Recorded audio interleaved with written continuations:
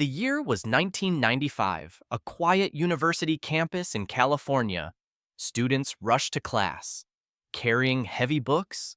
Nobody knew the world was about to change. Welcome to Soulful English. My name is Daniel, and this is your place to learn English through real stories of life, growth, and transformation. Today's story is not only about English practice, it is about vision, courage, and the birth of something that changed the planet. Google. Imagine this. Two young men in their 20s, no money, no clear plan, just one powerful idea. Could they change the future? One of them was named Larry Page. The other was Sergey Brin. At that time, they were just students, not yet legends. Larry was quiet, analytical, a dreamer of systems. Sergey was loud, curious, always asking questions. Together, they made an unlikely pair. But destiny works in strange ways. Sometimes, two very different people meet, and when they do, the world never looks the same again. The first time Larry and Sergey met, they argued, they disagreed on almost everything. They were opposites in thought and style. If it were you, would you work with someone you always argued with? Or would you walk away, searching for someone easier? But here is the twist. Sometimes conflict is the fire that makes steel strong. Their arguments pushed ideas higher, sharper, more powerful. At Stanford University, computers filled entire rooms. The internet was young, slow, and messy. Searching for information was like finding a needle in the dark. Larry and Sergey both saw the same problem. The internet was growing fast, but it was chaos. How could anyone find what mattered? This was the seed of an idea, a search engine, but not just any search engine, one that could understand importance, not just count words. Larry imagined the web as a giant library, but unlike libraries, there were no librarians, no order, only pages scattered everywhere. He thought, what if links between websites were like votes? Each link could show value. Each vote could give weight to truth. This was the birth of PageRank, the algorithm that would change history. But at the beginning, it was only a thought in a notebook. Larry needed help. Sergey had the energy, the vision, the boldness to test. Together, they began building a system in their dorm room. Picture this, a small room filled with old computers, wires hanging like jungle vines, the air thick with the smell of overheated machines. They worked late into the night. The sound of keyboards clicked like rain on a rooftop. Their eyes burned, but their hearts burned brighter. Do you know the phrase burning the midnight oil? It means working late at night, chasing a dream with no rest. Repeat after me, burning the midnight oil. This is exactly what Larry and Sergey did. Night after night, code after code. But it was not easy. Money was short. Friends laughed at their obsession. Professors warned them it was too big, too impossible. Imagine being told, "Stop, this dream is too crazy." What would you do? Would you quit? Or would you keep pushing forward? Larry and Sergey kept going, because inside, they knew something powerful. If the internet could be organized, it could serve humanity forever. Their first version was called Backrub. Strange name, right? It analyzed the backlinks of websites, the hidden connections. It was ugly, slow, and limited, but it worked. For the first time, search results made sense. Order was born from chaos. This was just the beginning, but at that moment, in that tiny room, nobody knew they were building the foundation of a global empire. And here is something to remember. Greatness often begins in silence, not with applause, not with fame, but in hidden rooms, with hidden struggle. You might think, I am small, I have no power, I have no resources. But history whispers back. Neither did they. At the start, And that is where our story truly begins. With two students, an impossible idea, and a dream strong enough to shake the earth. But success never comes without resistance. Larry and Sergey faced a wall. They had an idea, but no money, no office, no company. They tried to sell their project to other companies. They offered it to Excite for just $750,000, but the answer was no. Think about that. A future trillion-dollar idea was rejected for less than 1 million. What would you feel if that happened to you? It was painful. Sergey felt frustrated. Larry felt doubt. Nights grew heavier. The dream seemed fragile, ready to break. This is life. Sometimes the world does not see your value. Sometimes people laugh. Sometimes doors close again and again. But here is the English phrase: every cloud has a silver lining. It means even in darkness, there is a hidden hope. Repeat after me. Every cloud has a silver lining. Remember this when you feel rejected, because rejection can be protection. One night, Sergey said, maybe we should stop. Maybe it's not possible. Larry shook his head. His voice was quiet but firm. No, he said, we cannot stop. The internet needs this. People need this. If we quit now, the future disappears. Have you ever felt that? The moment when quitting looks easy, but something inside you whispers, keep going, just one more step. So they continued. They borrowed old computers from friends. They built servers out of cheap parts. They used Lego pieces to hold disks. Imagine that. The world's future search engine held together by Lego bricks. Funny, fragile, and yet deeply symbolic. Do you see the contrast? Giant vision, but tiny resources. Global dream, but local struggle. This is how history is truly written. Then came a turning point. A man named Andy Bechtolsheim, co-founder of Sun Microsystems, visited them one morning. They showed him their demo. The screen was simple, no colors, just a box. But when he searched, the results were clear and powerful. Andy was impressed. He wrote a check on the spot, $200,000, their first real investment. But here is the twist. They had no bank account, no company yet. They could not even cash the check. Imagine holding money that could change your life, but you cannot touch it. What would you do? Laugh, cry, or rush to register a company? They chose action. They registered their company. Finally, they had a name, a strange name, a playful name. Google. The word came from Google, a number with 1 followed by 100 zeros. It meant endless possibility, infinite information. Google was born, not in glory, but in uncertainty. Not in a palace, but in a rented garage in Menlo Park. Can you see it? A dusty garage, concrete floor, old bicycles leaning against the wall, the smell of oil and dust in the air. They filled it with desks, wires, screens, and endless energy.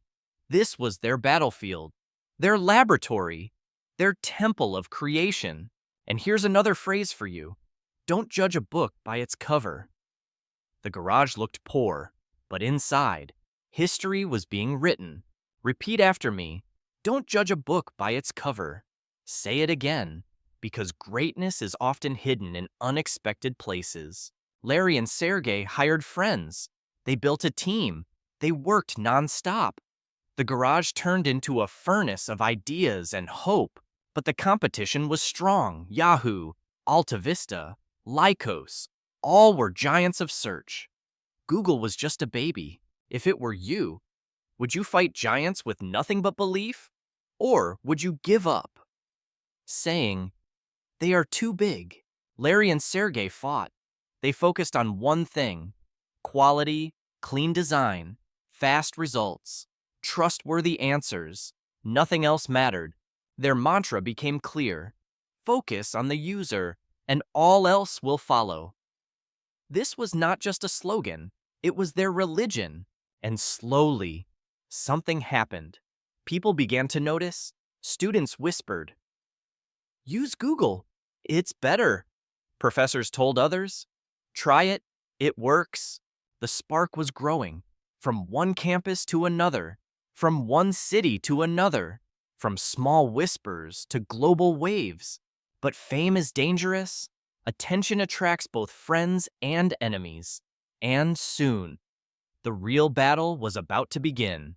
Because success does not just test your ideas, it tests your courage, your discipline, your ability to stand when storms arrive. The garage was only the beginning. With Andy's investment, Google grew. More computers, more staff, more ideas. But still, no profits. Investors asked, "Where is the money?" Larry and Sergey answered, "We care about users first." Many thought they were naive, foolish, even crazy. Here's a phrase: go against the grain. It means to act differently from the crowd, even when everyone else disagrees. Repeat: go against the grain. This is what Google did.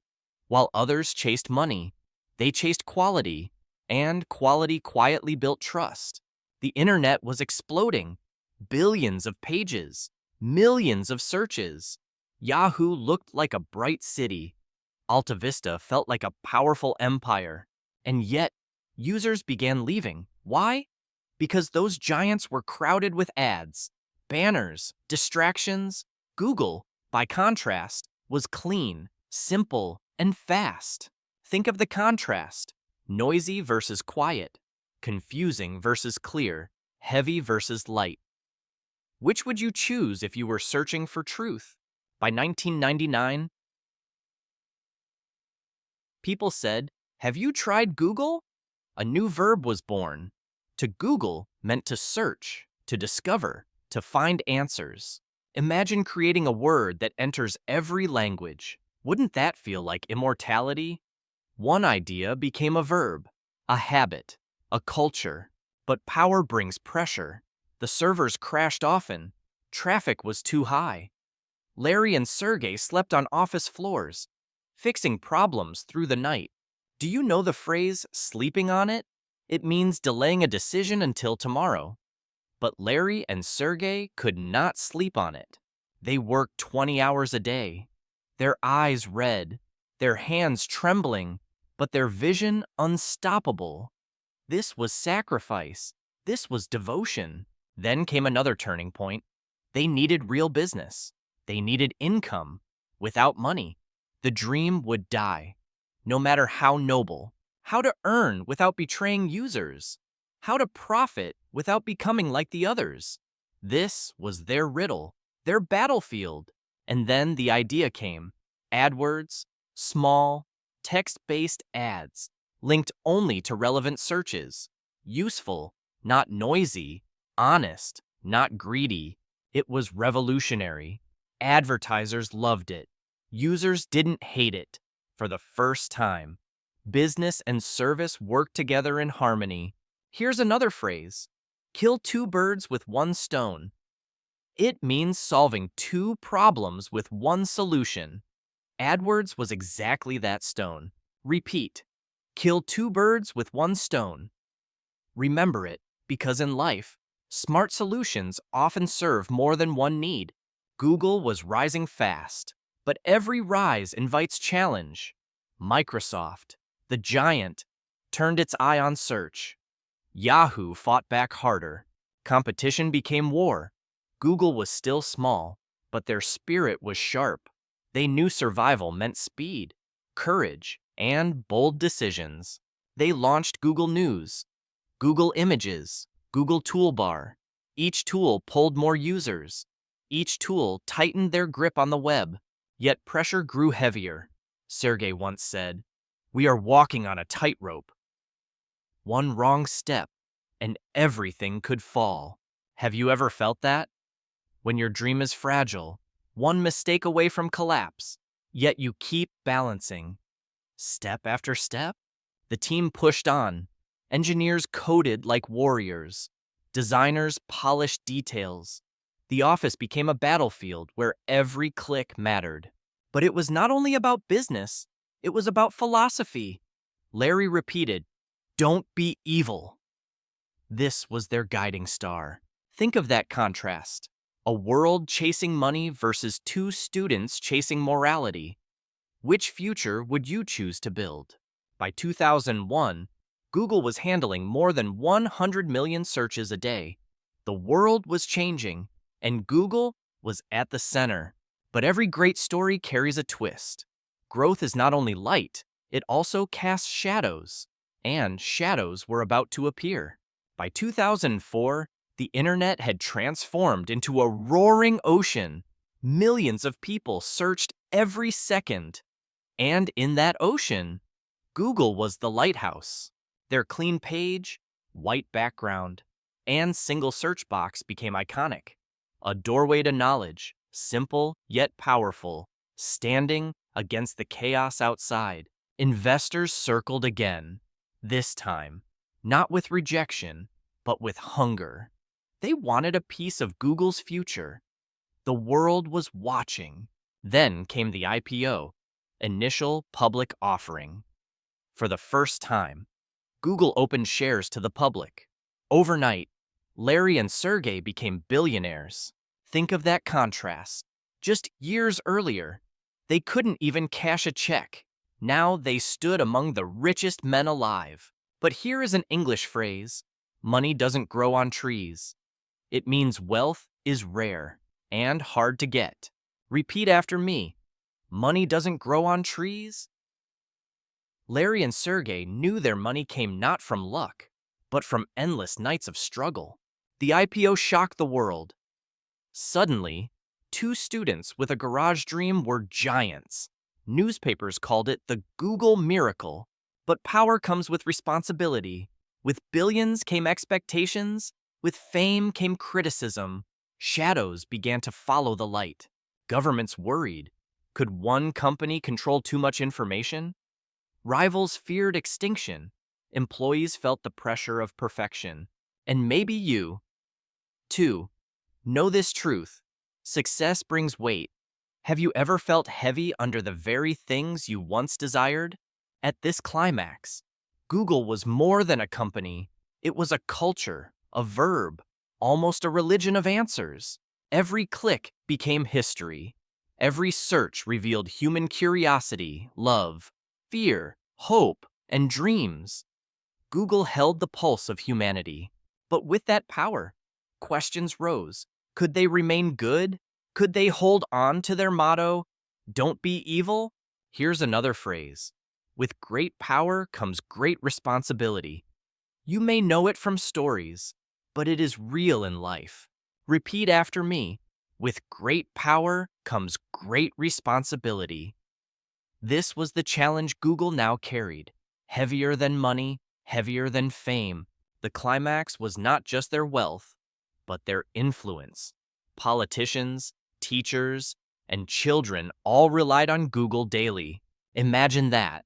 A tool born from Lego pieces now guiding presidents, guiding classrooms, guiding ordinary people searching for hope. But success also whispers temptation. More products, more markets, more control. Expansion felt endless. But danger hid inside ambition. Larry sometimes stared out the window, silent. Sergey joked loudly. But even he felt the pressure building, the storm forming. Have you ever wondered? What would you choose? Grow endlessly, or stop and protect what you already built? Google chose to grow. And with that choice, new chapters of both glory and controversy began to unfold. After the IPO, Google became a symbol, not just of business, but of human imagination. The world whispered, anything is possible, even from a garage. Larry and Sergey often repeated their simple rule, focus on the user, and all else will follow. It was their compass, their heartbeat.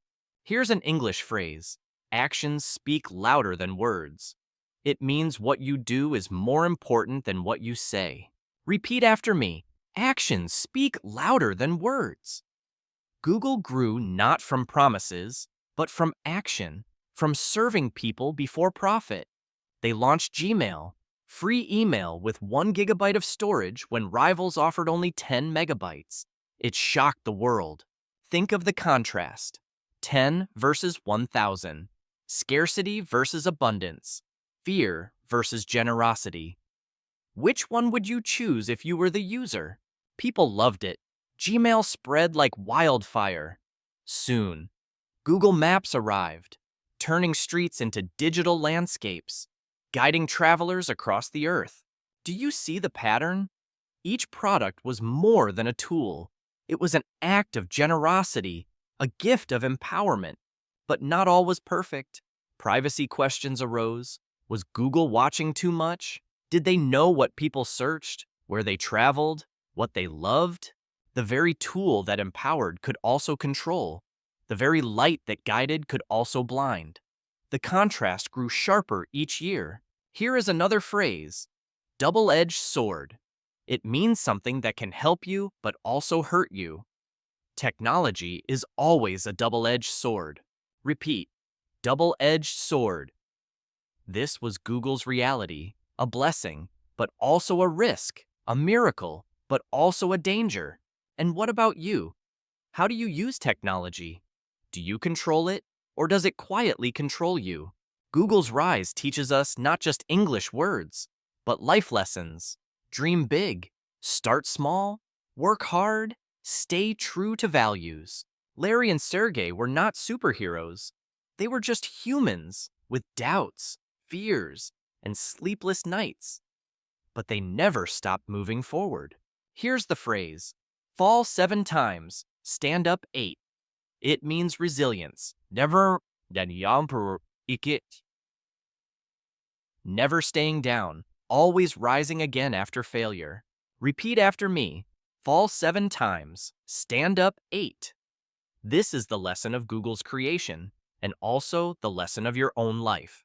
Because maybe you, too, have a garage, a small place, a hidden idea, a dream nobody believes in. Maybe this is your beginning. If it were you, what would you do? Would you hide your dream, or would you take one step, even when afraid? History shows us small beginnings can lead to global impact. And courage, more than money, builds the bridges to destiny. The story of Google is not just about 2 men. It is about all of us. About vision, courage, and the power of persistence. Larry and Sergey began with arguments, Lego servers, and doubt, yet they ended with billions, influence, and the ability to shape the world. Here's a phrase: Rome wasn't built in a day. It means great things take time, patience, and steady effort, not instant results. Repeat after me. Rome wasn't built in a day. Your dream, like Google, may also take years, but if you persist, it grows. So what is your dream? To speak English fluently? To build a business? To change your life? Ask yourself, what is my Google? Close your eyes and imagine you in your own garage, your small room, your hidden corner, burning the midnight oil for your dream. People may laugh. They may say, it's impossible. But history whispers, impossible is just another word for untested. And this is your English phrase today. The sky's the limit. It means your possibilities are endless. Your potential has no ceiling. Repeat after me. The sky's the limit. Yes, for you. 2. Not just Larry, not just Sergey. You can also rise beyond limits. The untold story of Google's creation is also your story. It begins with doubt, grows with struggle, and blossoms with courage. If it were you, standing in that garage, facing rejection, would you stop or would you dare to keep going? Because one decision today, just one, can change everything tomorrow. A search box, a small idea, a single yes in a world of no.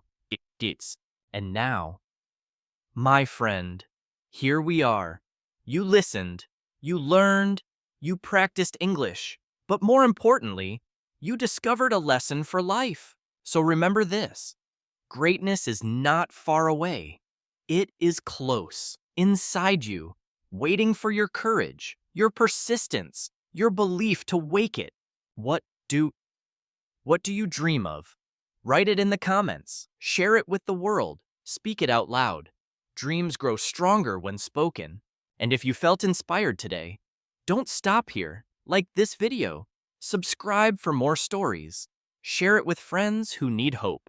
Because learning English is not only about words, it is about voices, dreams, and the courage to rise. Together, we grow. So repeat after me. One last time. Dream big. Start small. Never quit. Say it with me. Dream big. Start small. Never quit. That is your English. That is your lesson. That is your life. The untold story of Google is now part of your journey. Stay strong, stay curious, and stay with me. Until next time, keep learning, keep dreaming, and keep believing. The best is yet to come.